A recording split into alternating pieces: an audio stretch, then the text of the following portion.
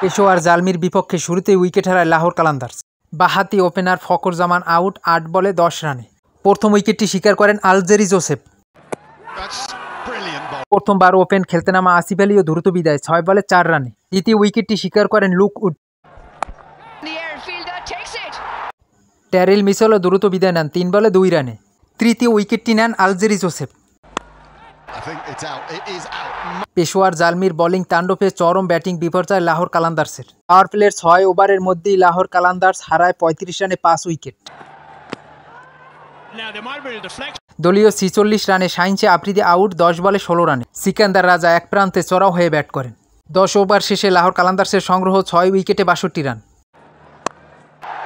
বাংলার টাইগার রিশাদ হোসেন করেন ১৩ বলে ১৩ রান। ১৫ ওভার শেষে লাহোর কালান্দার্সের সংগ্রহ ৭ উইকেটে ৯৬ রান। সিকান্দার রাজা ৩০ বলে অর্ধশত পূর্ণ করেন। ১৯ ওভার ২ বলে লাহোর কালান্দার্স সব কয়টি উইকেট হারিয়ে ১২৯ রান করে। ১৩০ রানের টার্গেটে পেশোয়ার জালমি প্রথম ওভারই উইকেট হারায়। হাতি ওপেনার সাইম আইয়ুব এবারও ব্যর্থ, আউট ২ বলে ২ রানে। প্রথম উইকেটটি শিকার করেন শাহিনশা আফ্রিদি। দ্বিতীয় ওভারে টম কুলার ক্যাডমোর ৪ বলে ০ রানে আউট। দ্বিতীয় উইকেটটি শিকার করেন হারিস রৌফ। বাবর আজম ছিল এক প্রান্তে বিধ্বংসী। ৪০ রানে মোহাম্মদ হারিস আউট ১৬ বলে ২০ রানে। পাওয়ার প্লের ৬ ওভার শেষে পেশোয়ার জালমির সংগ্রহ ৩ উইকেটে স্কোরবোর্ডে ৫৩ রান। বাবর আজম হোসেন তালাতকে সাথে নিয়ে আস্থার সাথে ব্যাট করেন।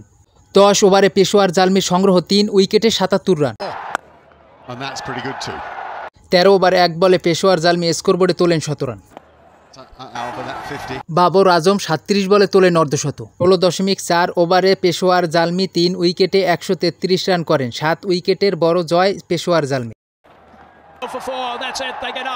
হোসেন তালাত অপরাজিত ৩৭ বলে ৫১ রান। বাবর আজম অপরাজিত ৪২ বলে ৫৬ রান।